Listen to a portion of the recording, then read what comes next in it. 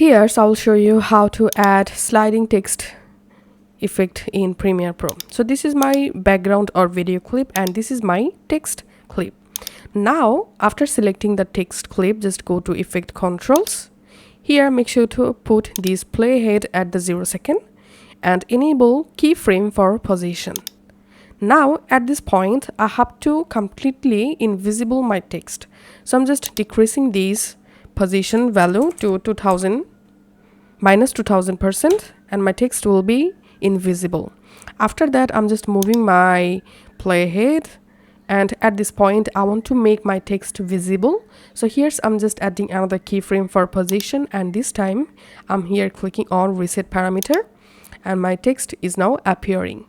And now if you want to change your text position, just use this position option to change your text position.